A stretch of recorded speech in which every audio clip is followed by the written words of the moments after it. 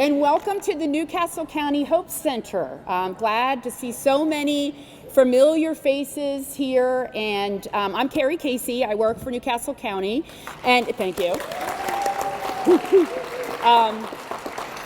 And I'm just so incredibly happy to be here with you all and to have 2/3 of our congressional delegation here, which is so exciting. So Senator Tom Carper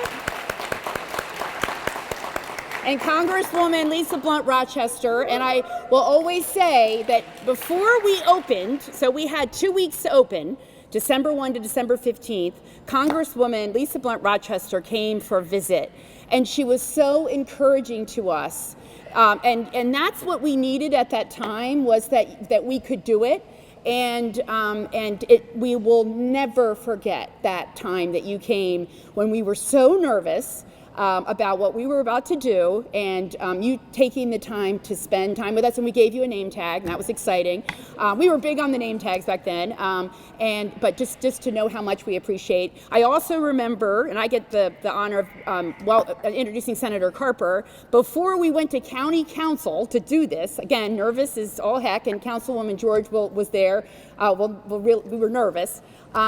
Senator Carper, I actually worked for Senator Carper for 10 years. When he was governor, and when For the record, I work for her. Yeah, right, there you go. And I was so nervous, and I consider Senator Carper a mentor to me, and has guided my life and my belief that service above everything I've learned from this man. And I was so nervous, though, going to county council to try to convince them to buy this hotel. And he called me. It was like 9 o'clock at night, maybe coming back from DC, and we talked through it. And he really was so encouraging and gave me the support to say this is the right thing to do, and that he felt that we could do it. So that's something I never really even talk about, that I needed to reach out to him and say, oh my gosh, I can't believe we're doing this. Is this just wild, or what is going on here with us? And I said, have you lost your mind? And but anyway, so I just want to digress on that and just say how much it means to have you all here. I'd also like to just welcome all of our partners, all of the staff, my colleagues back there, just Nicole, Lisa, Philip, everybody, Jen from Christiana Care. If you work at the Hope Center, can you please stand up? If you work here, stand up, all right? Wave your hand around. Here we go. Come on. Wave your hand. Wave your hand. And we are, and volunteer, we have the historic Newcastle 100 Lions Club here. They've done all kinds of projects and have given us DART bus passes since day one, 200 a month. And they came with them today, so we'll have to do it. We always like to do a picture. And we even have some of our participants here. My very good friend, Miss Flowers, beautiful in purple. Wave your hand. There you go. Yes. She's moving this week, so let's give her a big hand. Woo! Councilwoman Valerie George. Valerie, thank you for being here today. And last but not least, we have our regional administrator. Now, he's from Delaware, but he always comes here too. We really appreciate it. Matt Heckles. Thanks, Matt. As well as usually Maria's here. I think she's away. But we have Bonita Davis from HUD, so thank you for being here, Bonita. Okay, so that's my welcome. I'm going to now pass it over to Senator Carper. But before I do, I just want to say I'm going to put a different hat on for a second, because I serve on the board of the National Association of Housing and Redevelopment Officials. And back in May, we had our annual meeting, and we unanimously wanted to give our retiring senior senator, who we all love so much, an award at the annual meeting, and he actually was getting a train station named after him that day. So, it was one of those days, you train station here, that. So he wasn't able to come, but he did send a wonderful video. But since he's here, I thought we could give him a standing ovation and give him his award too. So there we go.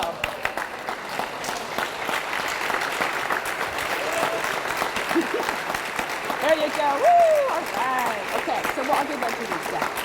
Okay. But take this home. Okay. Okay. All right. And now I'm going to introduce Senator Carper. Thank you for being here. Please remain standing. Not really. Okay. There's a member of my staff here who has a little bottle of water. Can I have? Yep. I'm going to get you some water. We've been out along in Claymont, and there a place where Honeywell used to make all kinds of chemicals, and we've been out in the sun and trying to see how the cleanup's going on. A glass of water is just what I need. I'm trying to think, Matt, when was the first time I met Carrie Sawyer Casey? And I love to work out. Anybody here like to work out? Anybody here like to work out here? Anybody ever been to the Central YMCA? Anybody here? I was in the Central YMCA this morning, lifted weights, and I try to do something 6 days a week. Today I went in to lift weights. And you know who I ran into? John Carney. And people at the Y were confused as to who we were. And and I said, I think Carney's the county executive, but I'm not sure. Maybe the mayor. Anyway, we had fun with that. But many years ago, I remember going. It was like Halloween, and I remember going to the YMCA to work out on Halloween morning. And as I walked in, at least they have people there that take your IDs and check you in and make sure that you're legitimate. And there was a woman there in an exotic young woman in an exotic Halloween costume, and I think it was like had something to do with Nail Princess. I was the Nail Princess. And that woman checking the IDs that day was Carrie Sawyer Casey. How about that? Yeah. And now look what she's doing. She's putting thousands of housing for thousands of people to live in. Earlier today, in fact yesterday, I drove by the Department of Labor in Wilmington, which is right where the county line meets the city line and right by what used to be Sears. And anyway, there's a billboard there very close to the Department of Labor building that says thousands of jobs. To find out about them, go to the Department of Labor, which is like a block away from the billboard. And I stopped, and my wife's tires were low on her car. She asked me to stop at the gas station there and check the tire pressure, and I did. And there was a guy who was collecting, people had to put quarters into, and he was begging for quarters. Young guy, probably, I don't know, 20, 21, 22. And I said, see that building over there? And I pointed to the Department of Labor, and I said, you can go over there. They have thousands of jobs to put people to work, including for people like you. And he said, I just don't have a place to live. And so it's kind of hard to not have a place to live and be going to work. And so I said, I'm not sure I can do much about that today, but if you go to the Department of Labor, and who's the Secretary of Labor these days? Carol Hubbard, who used to work with us. She was part of our team in the governor's office, as I recall. But anyway, we're still working on this and trying to strengthen families and make it possible for people to have a place to live and a job to get to. Lisa's heard me quote many times. I used to think this was in the Bible, but we like to quote the scripture. But for years I've quoted the scripture, and I've said, if you give a person a fish, you feed him for a day. If you teach a person to fish, you can feed them for a lifetime. And I've always said that's somewhere in the scripture, I don't know where. And about a year ago, I said that in one of my speeches, and the guy said to me afterwards, he said, that's not in the Bible. He said, I'm a minister and I know that stuff. So I said, well, it should be. But one of the most rewarding things that I've ever done in my life is to work and try and make it possible for people to be self-sufficient and support themselves and their families, and set up, be a good role model for their own kids and those around them. There's no easy way to do that, and there's no one single way to do that. But what we need is it's a shared responsibility. A shared responsibility. It's not just federal government, it's not just state, it's not just county, it's not just the city, it's not just the state, it's all of us, it's not just nonprofits, it's all of us working together. And when we do that, amazing things happen. How many families have literally found a place to live as a home coming out of here? 25. Over 450 households have graduated to safe permanent housing. Put your hands together for that.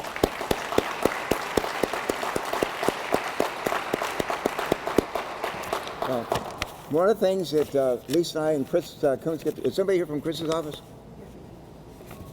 Please stand up. Please stand up.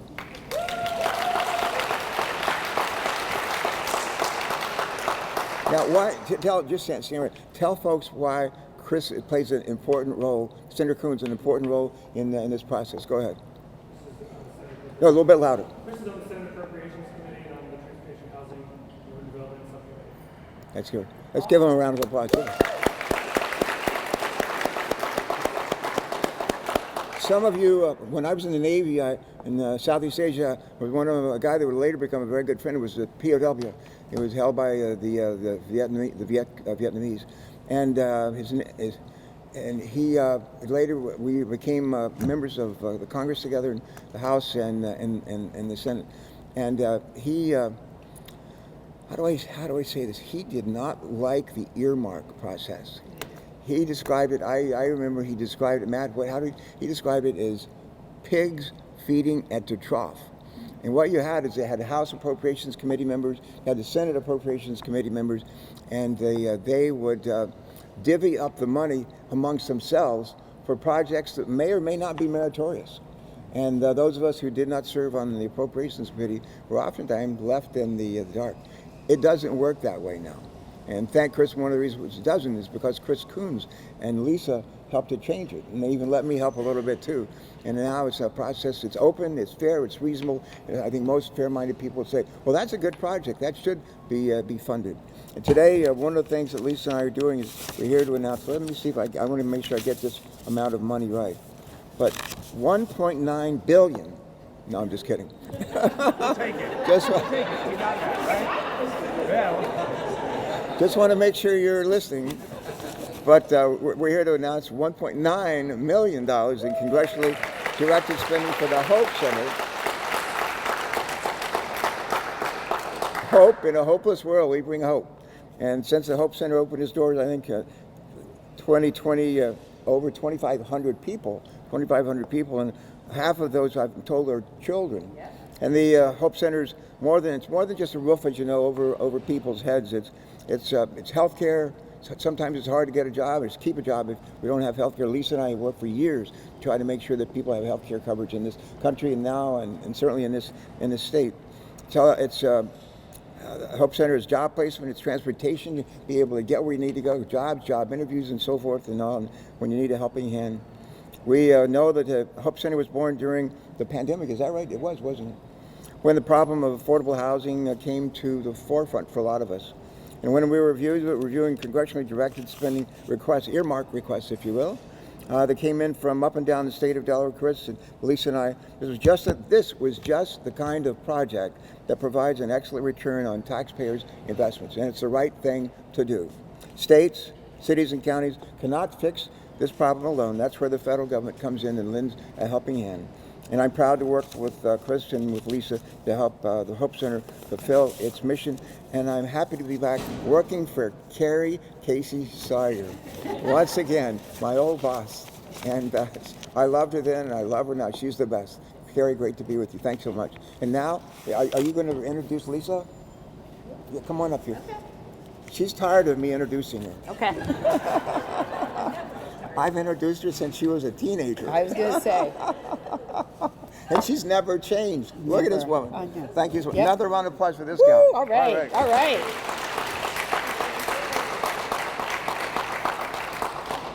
So thank you, Senator Carper. And I was at 25, and I'm 53 now. So I did dress up as the nail princess. I had beautiful nails, but that's where we first connected. And he pulled me out to come work for him from the Y.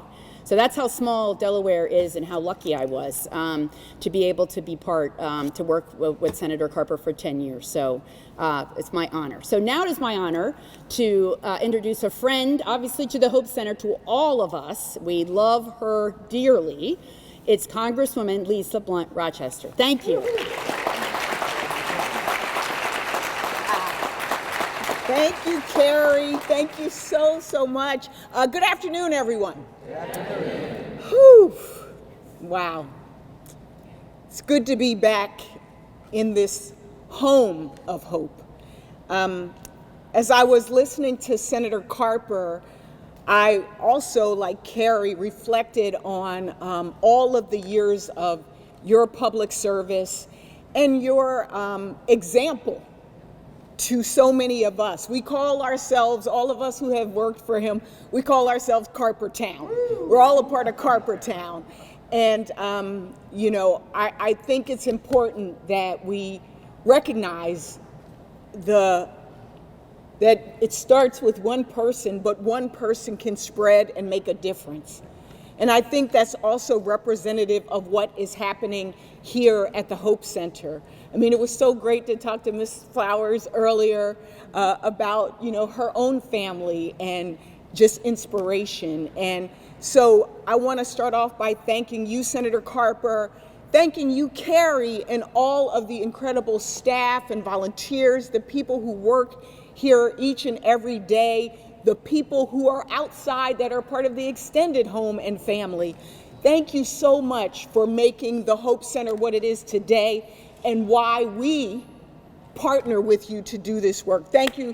And to Matt Meyer, Emmy Award-winning County Executive Matt Meyer, for all of your work, and for HUD. Thank you so much, Matt. We are so grateful for all that you've done. Today, as the Senator shared, we are announcing a $1.9 million investment really in the future of this building, but also just some of the basic needs, you know, like replacing carpets. Like, that's important. Transforming the pool room. And I had to ask, is it a pool, like a pool table, or a swimming pool? It's a swimming pool. And it was a hot tub and was a swimming pool into a multi-purpose space to be used for a 24-hour drop-in shelter. So important, so important. To be able to renovate the concierge lounge to a kitchen for a potential partnership with the VA, which is happening. Our veterans.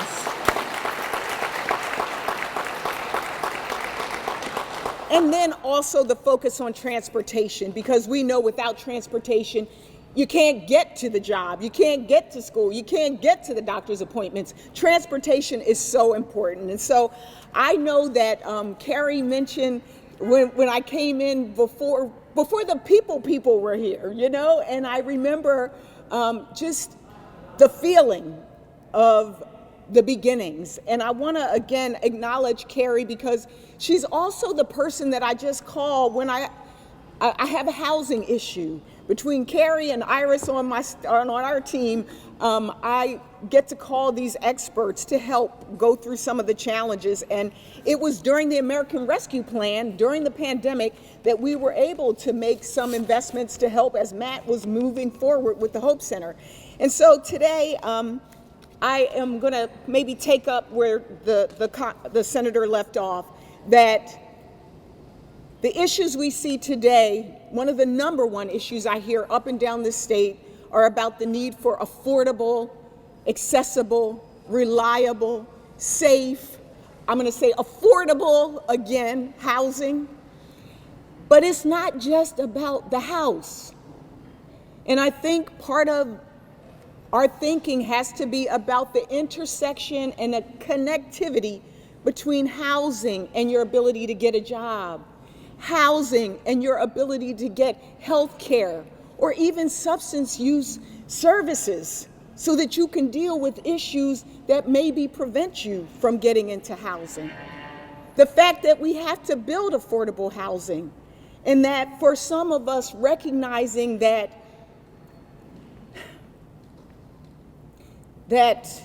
housing is about dignity and worth and building generational wealth for our families.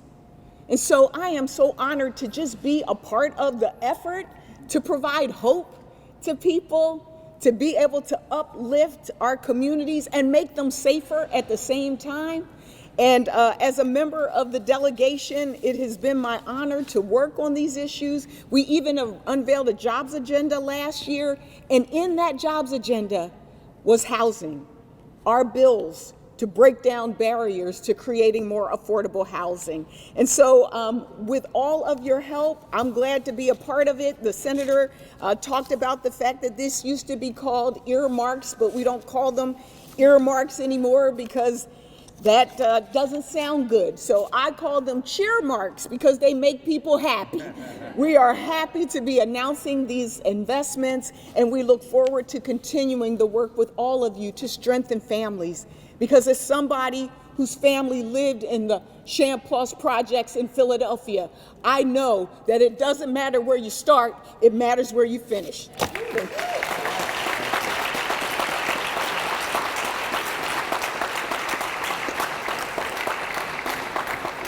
Wow. Thank you, Representative Rochester. Give another hand to our future senator. Am I allowed to say that? Future senator.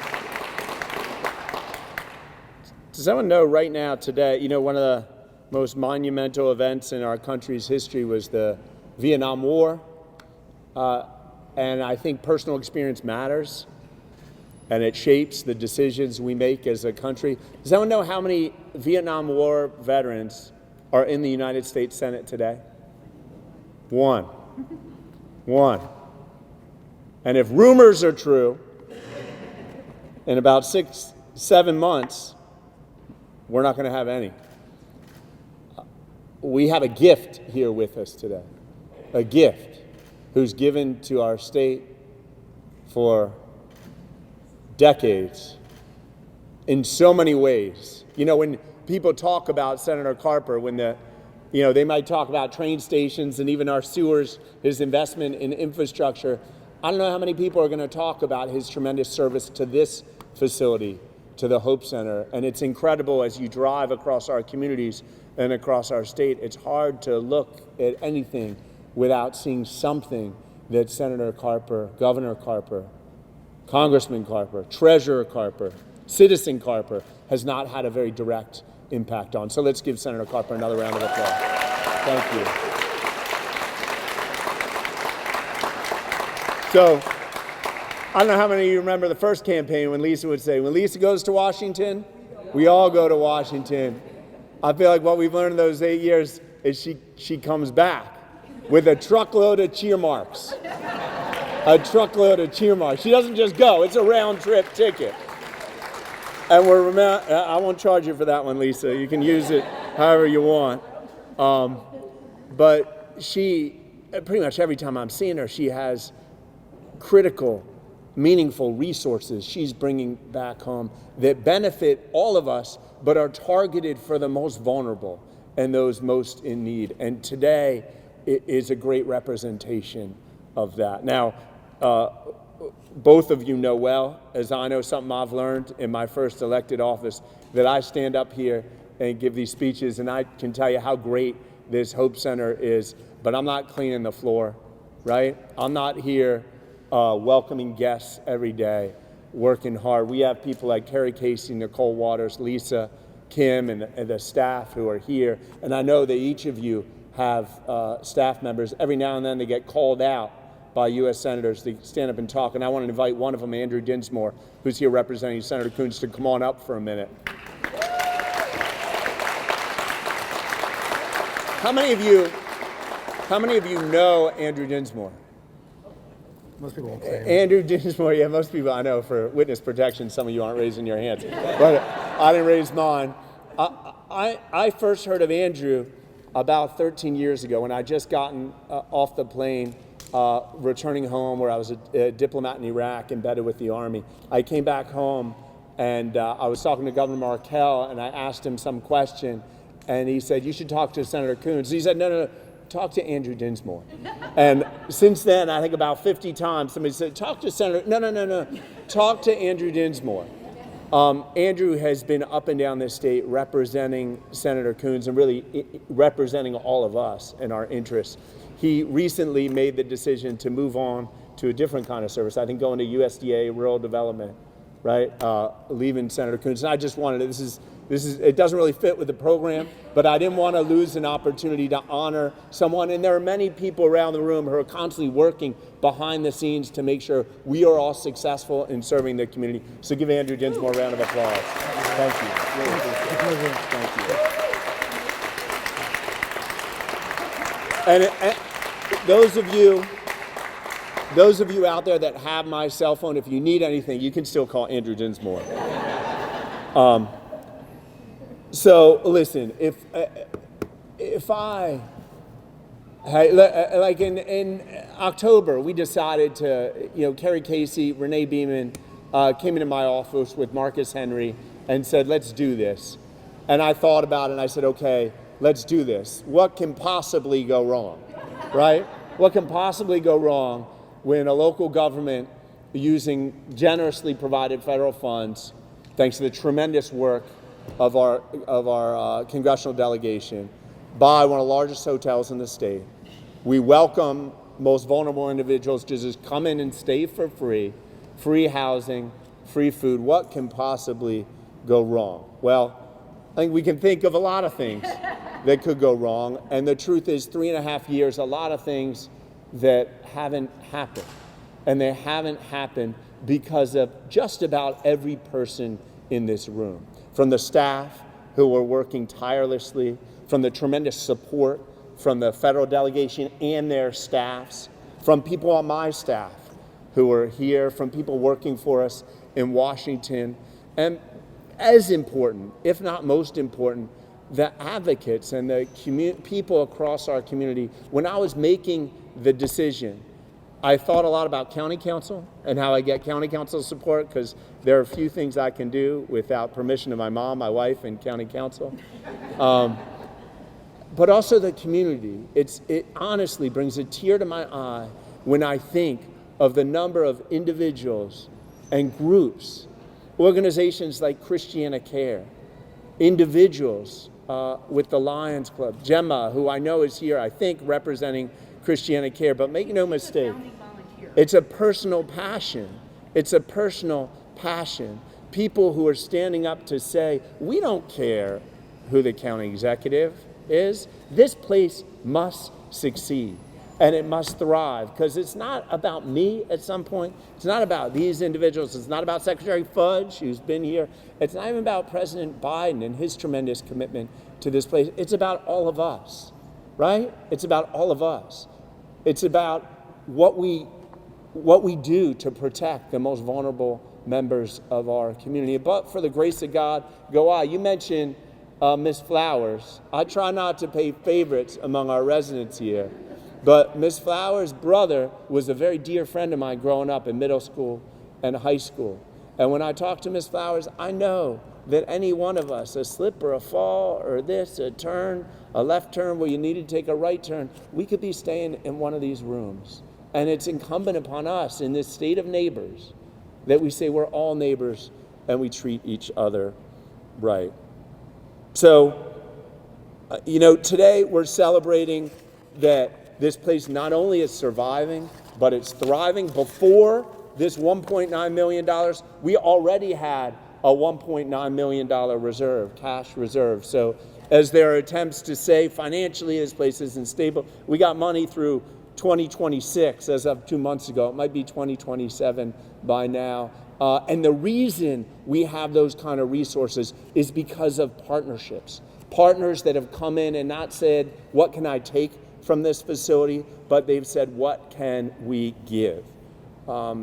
And one of those organizations is Grace Transportation. One of the first things people said is, that's a good idea to acquire a hotel, but that's in the middle of nowhere. And there are a lot of housing vulnerable people in our state and our community, but not many of them live kind of right off 95 and 141. And so maybe you're going to fill it with 2 or 3 people who can walk there, but how are you going to get there? And Bishop Broughton, Jeffrey Broughton, and his wife Dawn came to us and have provided transportation very generously for the past 3.5 years. And this enables us to continue it. So thank you. I also should mention, they not only have provided transportation addressing one of our more serious concerns, they also actually named the place, right? Is that true, Nicole? They came up with HOPE, which is actually an acronym standing for Housing Opportunities Provided for Everyone. Good. I got it right with Nicole lip syncing with me. It's interesting. We're very lucky to have a congresswoman who not only comes to give speeches here, but she cares deeply. Just walking in, she said, we're doing a lot. And sometimes we feel like we're doing all we can. But when you see what's going on the streets, But when you talk to people, you find we're not doing enough.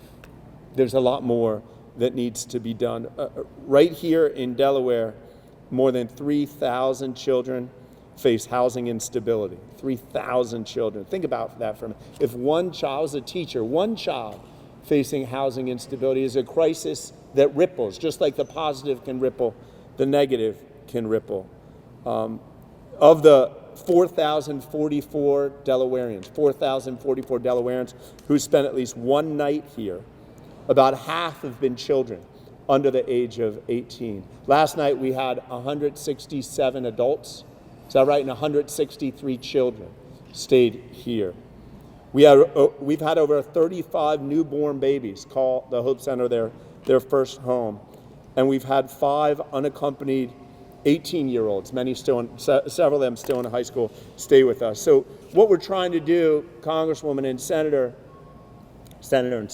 what we're trying to do is we're trying to both go later, say, okay, how do we make sure there's affordable housing opportunities so people like Ms. Flowers can move on from here and provide a space for someone else? But also, how do we think earlier in the food chain, if you will, preventative measures? And so today, right now, we're setting a goal of ending childhood homelessness in the state of Delaware. It's not, I tell my team, we can make promises, but we're not making them without having plans. And so today we not only announce that vision, but also we want to talk briefly about the plan. With the help of a lot of people in this room, we've put together an innovative program that could actually bring us to the point of ending functional child homelessness. We're going to tackle this challenge with a funding initiative that prevents additional public expenses for taxpayers. It's called Pay for Success. It's something we've already used to address maternal health.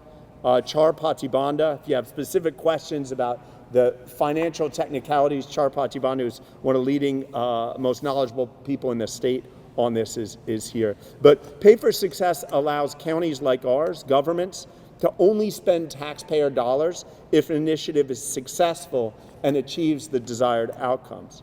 So partnering with the private and philanthropy sector allows us to achieve these desired outcomes. We're getting private philanthropy to contribute to solving something, and they're telling us it's going to achieve the goal of ending functional child homelessness, and if it does, we'll pay them back. And if it doesn't cost us anything. So to end family homelessness, we've written a federal grant that I know the Senator and Congresswoman are aware of that will provide over 120 families with emergency shelter at the Hope Center, in addition to direct rental assistance and ongoing supportive assistance to help families obtain permanent housing and greater self-sufficiency. What this means is we can work with schools and school districts to be our eyes and ears. So when they hear that a student is homeless, when preschools or other organizations, individuals across our community here, there will be a direct referral system where they can immediately be channeled into a quick response that also has follow-on housing. So we can move people in, get them the services they need, and move them out. In addition, it's going to include direct cash assistance. So there will be direct cash assistance for our most vulnerable families to help them get on their feet. So that's going to add to the host of resources here. I like to tell people there's a lot, about 15% of our residents here have been from Kent and Sussex County. So you can imagine as we travel the state, we hear a lot, where's my Hope Center in Kent and Sussex County? What I tell them is you don't need to find an abandoned hotel. It's not about the hotel. As Councilwoman Valerie George knows, and Councilman Toole, whose aide Stacy is here, it's about the wraparound services. It's about the fact if you want intensive case management, you don't have to call someone or go to the other side of town when you don't have a phone that's paid up and you don't have a way to get to the other side of town. You go to the second floor. If you need mental health or substance use counseling, it's right here. And similarly, we're going to now add cash assistance to that wealth of support. And if successful, this pilot program will provide a direct path to ending family homelessness throughout our state. We submitted a project thanks to the great work of my Chief of Staff, Andrea Allman, Char Patsy-Banda, of course, Carrie Casey, Nicole Waters, and so many others. We submitted an application to the U.S. Treasury for $10 million with the strong support of our congressional delegation, with the support of 20 different organizations to support this endeavor. You know, when I was, I'm just going to close with this. When I was at New Year's Eve, it's a big year for me. I knew I had a baby on the way. My wife let me slip out to go to DETV's New Year's party. And so I was on my way to DETV's New Year's party. I actually was walking over from my house. It was a relatively temperate evening. And I was flipping through Instagram stories. And I saw Mother Africa Union Church was doing a New Year's service at the Sheridan downtown. Not this Sheridan downtown. And so I was walking right by. I said, might as well stop in. And I stopped in. I just wanted to stand in back and watch. There were about 200 people there. Reverend Whitaker was up preaching. And he just, about 30 seconds after I walked in, he just started to say, I want you to think right now what you want to accomplish in 2024. Think. What's your goal for this year? And then he said, it's not big enough. Think bigger. Whatever it is you're thinking of, think bigger. And then he looked at me. I was trying to hide him back. He's saying, Meyer, I know what you're thinking. You're thinking about you. Think bigger. Think about all of us. And so it really shapes my thinking. And all I can say is I want all of us here, let's think bigger. Let's think bigger. This wouldn't be here. This wouldn't be here if Carrie Casey, Renee Beeman, and so many others weren't thinking bigger. We wouldn't be getting this $1.9 million today if Senator Carper, Senator Coons, Representative Blunt Rochester weren't thinking bigger, right? We might not have transportation. It wasn't for the Lions Club. Thinking bigger, right? And we certainly wouldn't be here if not for county council. They don't agree on much. But when it comes to the Hope Center, I think it's just about unanimous that we're thinking bigger. So thank you so much.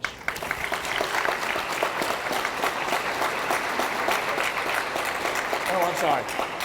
So it's my honor to introduce someone she oversees the staff here, and she is thinking bigger, but she's always also making sure the floors are clean, the rooms are clean, and everybody here is taken care of. Imagine trying to run this place every day. 330 of our most vulnerable individuals staying here last night, and she's given them opportunity. Lisa Burton Oglesby.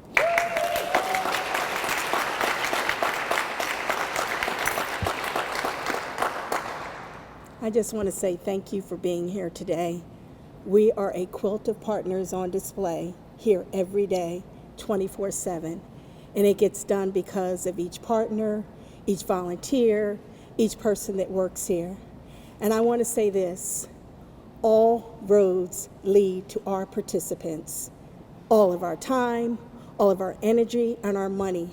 Our goal is when they hit that door here, they're leaving better. And that's our goal here. And just thank you for being a part of that. So with that said, we're going to do tours for anyone that wants a tour. And anyone that knows me, I love pictures. So I think this is a wonderful opportunity, if we can. Our Olin Mills studio, as I call it, is our staircase here. So if there is a possibility, I would love for us to take a photo of this day. And thank you.